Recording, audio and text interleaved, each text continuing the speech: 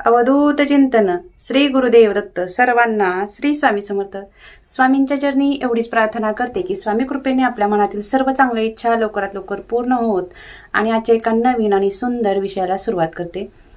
आजचा विषय असा आहे की काळभैरव अष्टक हे महिलांनी किती वेळेस म्हणावं आणि त्याचे चांगले परिणाम आणि वाईट परिणाम त्यांच्या शरीरावरती काय होऊ शकतात याबद्दलची संपूर्ण माहिती मी आजच्या व्हिडिओद्वारे तुम्हाला देणार आहे। तेव्हा व्हिडिओ स्किप न करता शेवटपर्यंत नक्की पहा। त्याचबरोबर पूनम रेमेडीज हे आपलं जे मराठी यूट्यूब चॅनल आहे त्या चॅनलवरती तुम्ही जर नवीन असाल तर नक्कीच आपलं चॅनल सबस्क्राईब करा की ज्यामुळे असेच नवनवीन माहितीपूर्ण व्हिडिओ तुम्हाला पाहायला मिळतील। काळभैरव हे न्यायाचे देवता आहेत की ज्यांच्या ठिकाणी फक्त आणि फक्त न्यायच केला जातो। त्याचबरोबर काळभैरव अष्टक जे कोणी पाठ करतं त्याच्या आयुष्यामध्ये कोणताही शत्रू राहत नाही। अगदी तुमचा पितृत्रास असो, वास्तुदोष असो, नवग्रहांपैकी एखादा ग्रह तुमचा खराब असेल तर तो देखील चांगला होतो। आता पुरुषांनी काळभैरव अष्टक किती वेळेस म्हणावं? ज्यांना देवावरती श्रद्धा नाही, ज्यांना असं वाटत असेल की फक्त काळभैरव अष्टक म्हणून असं जर होत असतं तर खूप काही झालं असतं, तर त्यांना प्रचिती येण्यासाठी मी हा उपाय सांगत आहे। एकांत स्थानी बसायचं आहे, अशा ठिकाणी बसायचं आहे की ज्या ठिकाणी तुम्हाला कुणीही हाक वगैरे मारणारं नसावं, अतिशय शांततेचं वातावरण असावं। तर अशा ठिकाणी बसायचं आहे। अशा ठिकाणी बसल्यानंतर तुम्हाला ध्यान मुद्रेमध्ये जायचं आहे आणि नंतर काळभैरव अष्टक म्हणायला सुरुवात करायचं आहे। 108 वेळेस काळभैरव अष्टक तुम्हाला हे म्हणायचं आहे। 108 वेळेस काळभैरव अष्टक म्हणत असतानाच जोपर्यंत 108 वेळा पूर्ण होत, म्हणजे 108 वेळा तुम्हाला म्हणायचं आहे, 108 वेळा पूर्ण व्हायच्या अगोदरच तुम्हाला काळभैरव हे स्वतः दर्शन देतात। ही बऱ्याच जणांची प्रचिती आहे, ज्यांना भरपूर म्हणजे प्रचिती आलेली आहे। बऱ्याच सेवेकऱ्यांनी स्वतः अनुभव घेतलेला आहे। त्याचबरोबर तुमचा ग्रह जर एखादा खराब असेल, महिलांचा असो किंवा पुरुषांचा असो, तर अशा वेळी तुम्ही काय करायचं आहे, रोजच्या रोज 11 वेळेस काळभैरव अष्टक म्हणायला सुरुवात करायची आहे। यामुळे सगळेच्या सगळे ग्रह 9च्या 9 ग्रह अगदी छान होतात। त्याचबरोबर वास्तुदोष नाहीसा होतो, पितृत्रास नाहीसा होतो, आयुष्यामध्ये शांतता लाभायला सुरुवात होते। घरात जर सतत भांडणे होत असतील, सतत वाद होत असेल, तर अशा वेळी सुद्धा तुम्ही काळभैरव अष्टक म्हणू शकता। काळभैरव अष्टक सगळ्यात महत्त्वाचं म्हणजे कोणावरती काम करतं तर शत्रूंचा नाश करण्यासाठी अतिशय म्हणजे अतिशय पॉवरफुल आहे काळभैरव अष्टक। यावेळेस काय करायचं आहे, त्या शत्रूचं नाव घ्यायचं आहे। तुम्हाला जो शत्रू तुम्हाला त्रास देत असेल त्या शत्रूचं नाव घ्यायचं आहे आणि संकल्पयुक्त तुम्हाला काळभैरव अष्टक म्हणायचं आहे। आता संकल्पयुक्त काळभैरव अष्टक म्हणत असताना तुम्ही 11 दिवसांचा संकल्प करू शकता किंवा 7 दिवसांचा करू शकता, 21 दिवसांचा करू शकता। ज्याप्रमाणे तुम्हाला जमणार आहे त्याप्रमाणे तुम्हाला हा संकल्प करायचा आहे।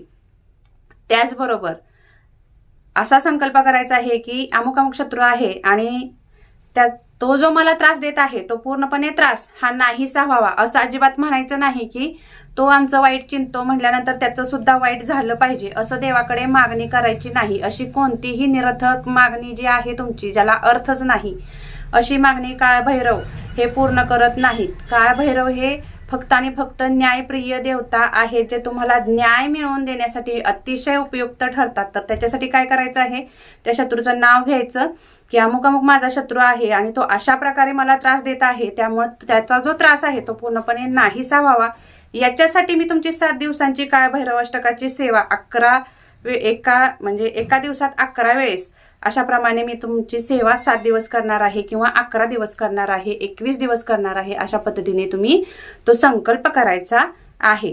नंतर ज्यावेळी तुम्ही काळभैरव अष्टक म्हणायला सुरुवात कराल त्यावेळेस 2 अगरबत्ती लावून ठेवायच्या आहेत।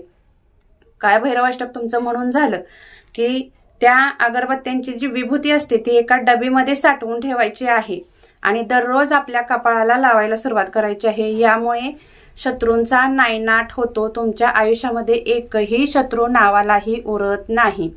आता महिलांना कोणते त्रास होतात त्याबद्दल बोलूयात। महिलांना पहा, बऱ्याच वेळा काय होतं की विनाकारण घरातली लोक त्रास देतात किंवा आजूबाजूची एखादी व्यक्ती असते जी त्रास देत असते किंवा नाहक त्रास जो आपण म्हणतो की नुसता शब्दातून एखादी व्यक्ती, तुम्हाला माहित असतं की समोरची व्यक्ती अतिशय चुकीची आहे, तुमच्याशी त्याचे जे शब्द आहेत ते अतिशय चुकीच्या पद्धतीने तो बोलतो, तरी सुद्धा तुम्ही घरामध्ये कोणाला सांगू शकत नाही की अमुक अमुक व्यक्ती माझ्याशी गैरवर्तवणूक करत आहे त्याच्या शब्दाच्या द्वारे. तर असं जर तुम्ही जास्त त्रासलेले असाल, महिला कोणतीही असो, तिला जर अशा प्रकारचा त्रास होत असेल तरी सुद्धा तुम्ही रोजच्या रोज काळभैरव अष्टक 11 वेळेस म्हणायचं आहे आणि त्याची विभूती अशाच प्रमाणे एका डबीमध्ये साठवून ठेवायची आणि स्वतःला लावायची. आता ज्यांना असे काही नाहक त्रास होत असतील, जसं की सासू सासरे घरात पटवून घेत नसतील किंवा नवरा बायकोंमध्ये वाद होत असेल किंवा शेजारचे एखादे असतील, तुमचे जे काही असेल त्रास तुम्हाला, त्यासाठी जर तुम्ही काळभैरव अष्टक म्हणत असाल तर याच्यासाठी नाही संकल्प केलात तरी देखील चालेल. फक्त काळभैरव अष्टक रोजच्या रोज म्हणायला सुरुवात करायचं आहे. पिरियड आले, सुतक आलं तर अशा वेळेस तेवढे दिवस स्किप करायचे आहेत, नंतरचे दिवस कंटिन्यू ठेवायचे आहेत. त्याचबरोबर काळभैरव अष्टक हे संध्याकाळच्या वेळेस म्हटलेलं अतिशय म्हणजे अतिशय चांगलं असतं. काळभैरव अष्टक म्हटल्यामुळे काळभैरव जे देव आहेत ते कलियुगातील जागृत देव आहेत की जे महिलांना सुरक्षा प्रदान करतात. त्यांच्या अवतीभोवती जर तुम्ही अगदी काही जरी तुमच्या आयुष्यामध्ये प्रॉब्लेम नसेल तरी सुद्धा तुम्ही जर काळभैरव अष्टक म्हणायला सुरुवात केलं तर अतिशय सुंदर आयुष्य महिलांचं चालायला सुरुवात होतं. त्यांच्या अवतीभोवती एक सकारात्मक ऊर्जेचं स्पंदन निर्माण होतं, एक सुरक्षा कवच जे आपण म्हणतो ते निर्माण होतं की ज्यामुळे तुमचे ऍक्सिडेंट वगैरे होणार असेल किंवा तुम्ही जर पडणार असाल किंवा काहीही इजा जर तुम्हाला होणार असेल तर अशा वेळी काळभैरव देव हे तुमची रक्षा करत असतात. तर अशा प्रकारे प्रत्येक महिलेने हे करा आणि अतिशय सुंदर आणि छान रिझल्ट तुम्हाला पाहायला मिळणार आहे या काळभैरव अष्टकाचा. त्याचबरोबर ज्यांना मणक्यांचे आजार असतील, ज्यांना हाडांचे आजार असतील, अशा सुद्धा महिलांनी पुरुषांनी हे काळभैरव अष्टक म्हटलेलं अतिशय म्हणजे अतिशय उत्तम ठरणार आहे. ज्या मुलांच्या अभ्यासामध्ये सतत काही ना काहीतरी कुरबोडी असतात तर अशा मुलांनी देखील काळभैरव अष्टक म्हटलं तर अतिशय उत्तम आहे. तर अशी ही काळभैरव अष्टकाची सेवा सर्वांनी करा आणि आलेले अनुभव देखील मला सांगायला अजिबात विसरू नका. झालेली सर्व सेवा ही स्वामी महाराजांच्या चरणी रुजू करून आजची माहिती मी इथेच थांबवते. भेटूयात एका अशाच माहितीपूर्ण व्हिडिओ सोबत पुन्हा एकदा. तोपर्यंत सर्वांना श्री स्वामी समर्थ.